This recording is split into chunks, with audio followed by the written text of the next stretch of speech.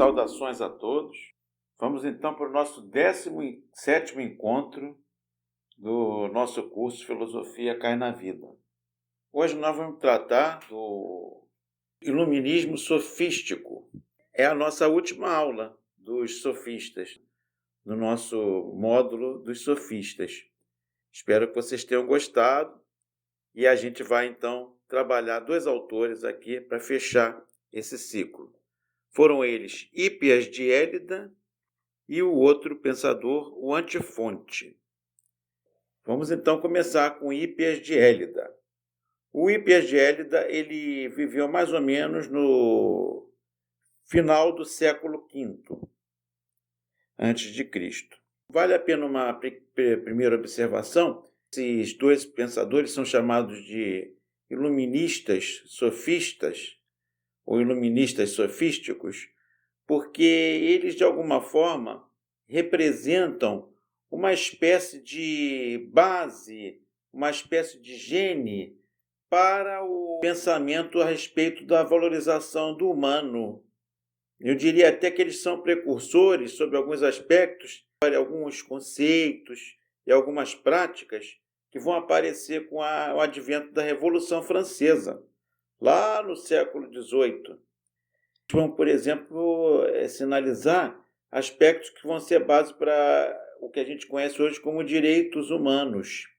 Olha que interessante. Logo, os sofistas, né, minha gente, que foram taxados, foram assim nomeados como pessoas que valorizaram o engano, valorizaram a mentira, o sofisma. No entanto, esses pensadores, como a gente viu com os outros, trouxeram grandes contribuições. E com Hípias e com Antifonte não é diferente, tá? E eu queria explorar isso um pouquinho com vocês. Muito bem. Então, Hípias ele viveu no século V a.C. e ele tornou-se conhecido entre os sofistas por ter proposto um conhecimento enciclopédico e também por valorizar bastante a memória. Ele valorizava muito na formação dos quadros de sofistas e de seus discípulos o armazenamento de toda a informação possível, para que eles se fortalecessem naqueles debates, naquelas contendas na ágora, que foi o campo assim de ação da maior parte dos sofistas. O Hípias, então, defendia um grande preparo para eles. E esse preparo estava calcado em duas áreas. As áreas de ensino que ele mais valorizou para seus discípulos se constituíram numa valorização da matemática e também das ciências da natureza. Ele valorizou muito esses dois campos. As ciências da natureza, não como a gente conhece hoje, mas aquelas ciências que, na época, se aproximavam do que a gente depois veio a chamar de física, veio a chamar de química, claro que ainda de uma forma bastante incipiente. Ele considerava que o conhecimento da natureza fosse algo indispensável. Agora, você repara, não é mais na mesma perspectiva dos pré-socráticos, dos filósofos trágicos, que a gente viu que buscavam arquê. Os sofistas também se preocupavam com a origem, mas eles estavam muito mais preocupados em constatar os fenômenos mais imediatos, que se chegasse à origem, eles muitas vezes exploraram isso. Mas não era o cerne da sua questão. Eles buscavam na natureza uma resposta para os problemas do cotidiano. Eles achavam que todas as soluções estavam na natureza. Então, que a gente devia observar os fenômenos naturais, nós devíamos observar o comportamento animal e dali tirar uma série de lições para aplicar no nosso cotidiano, na nossa vida em comum, no nosso dia a dia. Então, eles consideravam que o conhecimento da natureza fosse algo indispensável para uma boa conduta frente à vida. E isso, logicamente, seria facilitado pelo conhecimento das leis da natureza, muito mais do que pelo conhecimento das leis humanas.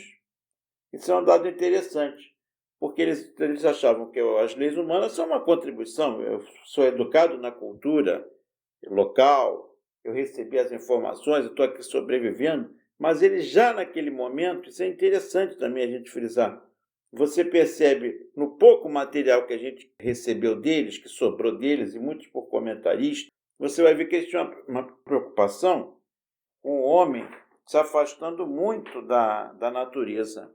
O homem criando uma solução para a sua vida, para o seu cotidiano, e que se afastava, por exemplo, de lições que a natureza nos dá e que a gente despreza. Esse afastamento pode ter uma conotação, até se você levar assim, ao pé da letra, se aprofundar e ir até além um pouquinho, você vai ver que está nascendo aí uma ideia já de adequação do homem ao fenômeno natural. Por que não dizer aqui uma questão já de provocação em termos de ambiental? Uma preocupação em entender o meio ambiente, não era um termo que eles usavam na época, mas eles tinham essa preocupação de adequar o comportamento humano à cultura humana no diálogo com a natureza. Muito bem. E aí eles acham que a matemática e também as ciências da natureza em geral poderiam ajudar no conhecimento dessas leis. E a partir dali a gente aplicar essas leis na nossa vida. As leis humanas, segundo ele, deveriam se curvar às leis da natureza. Volto a dizer, precisavam voltar a dialogar com a natureza, a aprender com a natureza, porque eles já percebiam, olha só que interessante, já percebiam que a gente estava se afastando da natureza. Isso naquele momento, né? Você imagina hoje. Olha como é que já no espírito da filosofia cai na vida, já tem uma questão que eles colocam para a gente. Como a gente está se afastando da natureza. E como isso, de alguma forma, está fazendo a gente se afastar da gente mesmo. Nós estamos perdendo, de certa forma, um rumo. Aliás, eu acho que nós, hoje em dia, já perdemos há muito tempo. Mas fica essa provocação para vocês. Nasce daí a distinção entre um direito ou lei da natureza e um direito positivo elaborado pelos homens. Então, todo o direito e toda a criação humana que vai seguir baseada nesse direito positivo criado pelos homens, segundo eles, deve se curvar, deve se voltar para o direito que é expresso no mundo natural. Então, a gente adequar a nossa vida ao mundo natural. Esse direito natural, essa primeira manifestação da organização do mundo, se é que a gente pode chamar organização, porque ele está posto, mas ele, digamos assim, quando nós olhamos para o mundo, a gente tenta perceber uma ordem. Esse primeiro elemento que conota uma organização deve ser eternamente valorizado. Ele é válido eternamente. O segundo é um conhecimento contingente, quer dizer, nós aqui na nossa cultura humana, no nosso direito, nas nossas expressões culturais, devemos perceber que está tudo em mudança, mas a grande referência para a gente é perceber como a natureza, nessa mudança, também preserva uma certa estabilidade. A partir dessa posição de Hippias, lançam-se premissas que levarão a uma total dessacralização das leis humanas, que serão consideradas muitas vezes fruto do arbítrio. Então o Hippias vai questionar muitas leis. A gente viu já esse questionamento nos filósofos políticos que a gente viu anteriormente. E o Hippias também vai reforçar essa crítica. E todas as manifestações de arbítrio, ele vai considerar manifestações que nos afastam da organização e da ordem natural. Essa distinção, operada pela filosofia de Hippias, traz mais consequências positivas que negativas. Em particular, salienta como, sob a base da natureza, as leis da natureza, não faz sentido as discriminações das leis positivas que dividem, por exemplo, os cidadãos de uma cidade dos cidadãos de outra, ou que fazem uma divisão entre os cidadãos dentro da mesma cidade. Isto é, o Hippias aqui está lançando uma ideia de que todos os homens são iguais, sejam eles de outra cidade ou da mesma cidade. Não tem que haver distinção. Todos têm que ser tratados com igualdade. Estão vendo aqui, gente, por que ele e o Antifonte, que a gente vai ver daqui a pouco, são considerados iluministas sofistas? Estão, de certa forma, trabalhando aquela ideia que depois vai ser trabalhada por tantos outros filósofos, como Pico della Mirandola, com o conceito de dignidade humana, e mais tarde com os iluministas, como Voltaire, Rousseau, Diderot, D'Alembert e outros, Montesquieu, que vão trabalhar essa ideia do homem, da igualdade entre os homens. Então, você vai ver como já está presente aqui no Hippias essa visão. Nascia assim o ideal cosmopolita e igualitário, que é uma proposta inédita na história da filosofia até então. É uma grande contribuição aqui dos sofistas. Você vê como o Hippias traz uma proposta interessantíssima. Bom, vamos falar um pouquinho agora do Antifonte, que viveu de 479 a.C. a 411 a.C. Vocês podem encontrar também o nome de Antifonte em livros de filosofia como Antífon. Então, tanto faz, ok? O Antifonte radicalizou a antítese entre natureza e a expressão da lei natural e o contraponto dela com a lei positiva, criação do homem. E afirmou que a natureza é a verdade e a lei positiva é mera opinião, e que, portanto, uma está quase sempre em antítese com a outra. Chega a dizer, por conseguinte, que se deve seguir a lei da natureza, e quando isso puder ser feito, tem que ser de forma tão explícita, tão segura, que muitas vezes, quando a lei imposta pelos homens, a lei positiva humana, contrariar elementos que são expressões naturais do ser humano, que essas pessoas atingidas devem transgredir e enfrentar e combater essa lei humana injusta. Olha, gente, aqui, já de cara, a gente vê um outro conceito que depois vai aparecer com o filósofo Henri Thoreau, o filósofo americano, que lançou o ideário da desobediência civil, e tantos outros que depois vão propor essa questão no âmbito da filosofia política. Quando uma lei é injusta, tem que ser contestada e não obedecida. Nós temos que fazer o possível para combater essa lei e transgredir, desobedecer. Então, aqui você vê um outro elemento, um outro conceito, uma outra proposta que vai aparecer entre os sofistas e por que se caracteriza como o iluminismo sofista, né? O iluminismo sofístico com Hippias e Antifonte dissolveu não somente velhos preconceitos da casta aristocrática, mas também do pensamento tradicional.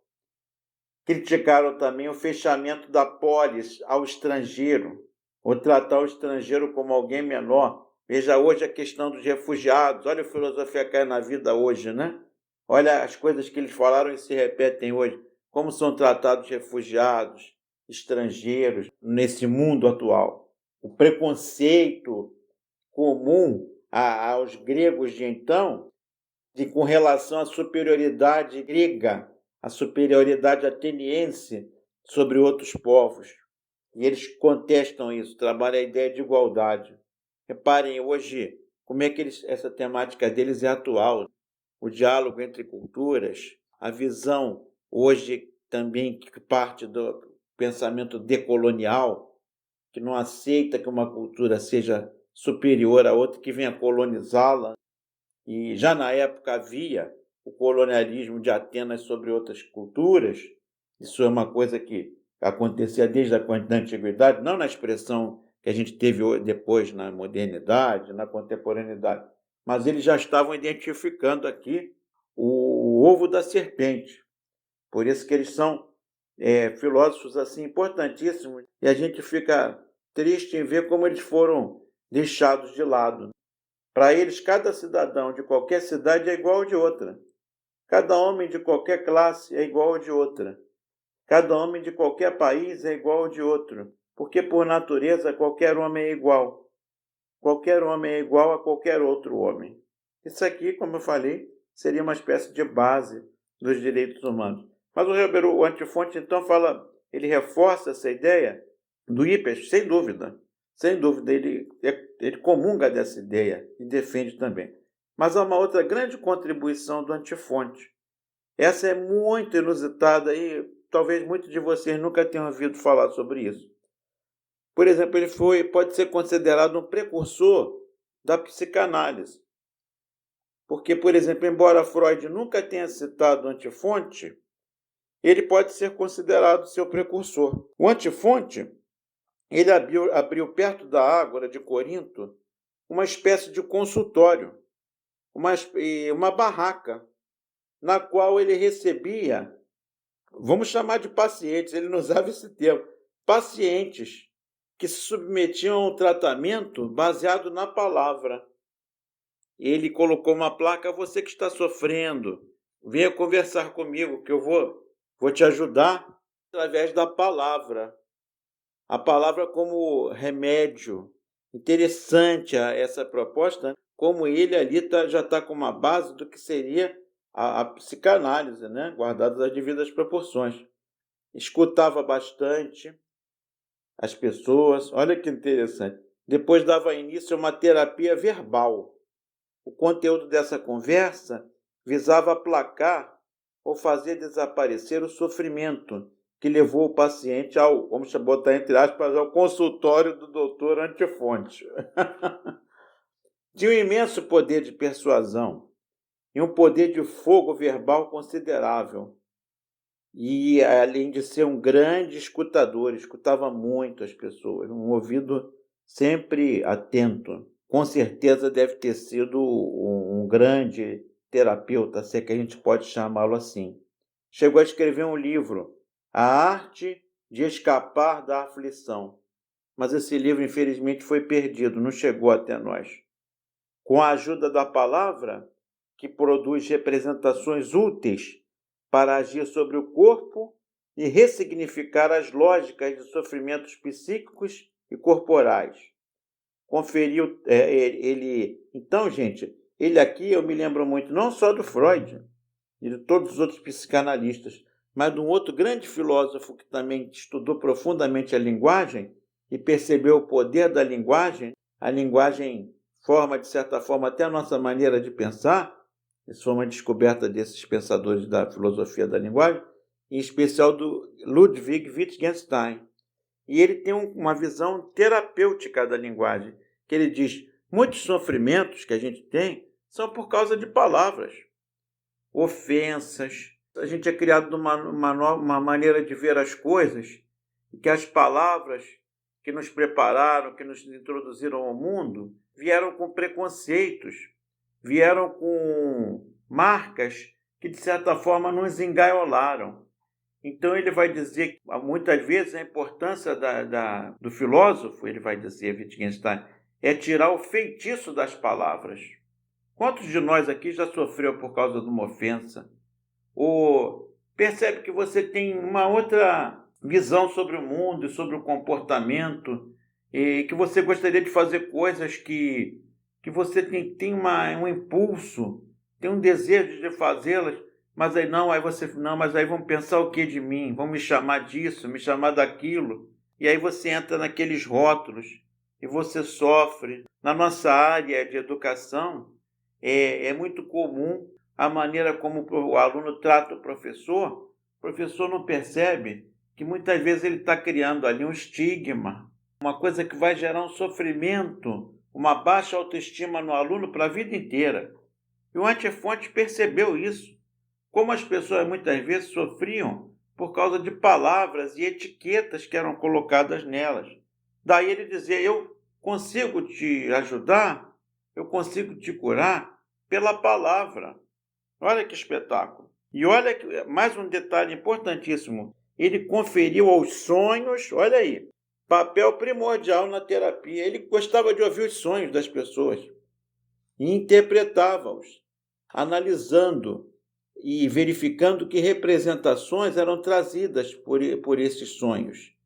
E como eles podiam informar as causas do sofrimento. Ele, claro, não tinha a perspectiva do Freud de trabalhar o inconsciente, ele não tinha ainda todo o arsenal de conceitos que Freud vai criar brilhantemente. Mas o Antifonte achava que o sonho, diferentemente de outros da época, que trabalhavam o sonho como uma premonição, e essa premonição, muitas vezes, a pessoa achava: poxa, eu estou predestinado, sonhei isso, vai acontecer isso na minha vida.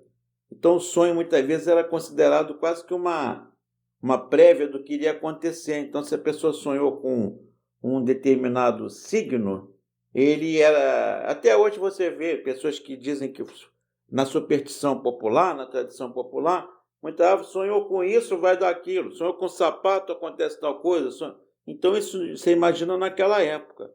Tinha todo um quadro de superstições.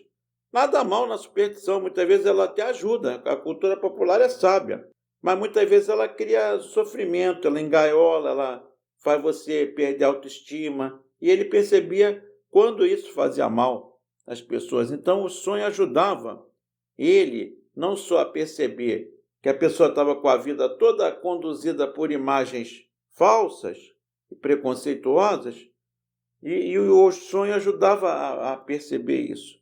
Ou o sonho expressava alguma angústia, algo que o Antifonte percebia pela sua recorrência, que era algo onde estava a questão que estava incomodando aquela pessoa. Por exemplo, o sonho era considerado, como eu acabei de falar, algo premonitório e causava sofrimento. Outra coisa, as práticas religiosas. Muitas pessoas vinham: mas Antifonte, eu fiz isso, e Zeus vai me castigar, ou a tal Deus, ao tal Deus. Então aquela pessoa ficava com a vida engessada, parada. E o Antifonte ia mostrar: olha, Deus não está nem aí para você. Ele ia se inspirar em outros filósofos que antecederam ele. Ele era um cara muito culto. Esquece os deuses, eles estão em outra. Vai ficar preocupando com o que você está fazendo no dia a dia? Deixa Deus para lá, vai viver a tua vida, seja feliz. As superstições, as adivinhações, as profecias. Ele percebia também o sofrimento que era causado por maus tratos, pelo olhar. Comentaristas que recuperaram alguns trechos dele dizem que ele se preocupava com o sofrimento que chegava através dessas pessoas por causa do comportamento de outras com elas. O olhar, o não ouvir, como as atitudes que as pessoas tomavam, principalmente pais, familiares, causavam marcas nessas pessoas. Maltratos no sentido físico, mas no sentido também do não atender, não ouvir, não se preocupar com o outro. E ele, repara que pensador interessante. Ele tinha uma dimensão cuidadora, muito legal. Ele, quando eu conheci, fiquei apaixonado pelo pensamento do Antifonte. E ele trabalhava também a questão da insegurança das pessoas sobre a vida após a morte, porque ele falava também, apoiado em filósofos anteriores: você não tem que se preocupar com a morte, você está vivo. Ela vai chegar um dia, vai, e daí? O que você pode fazer quanto a isso?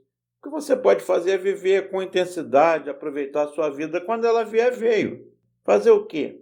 Então, ele usava muito como elemento desse processo, vamos chamar aqui de terapia, ele recorria muito ao humor e à ironia.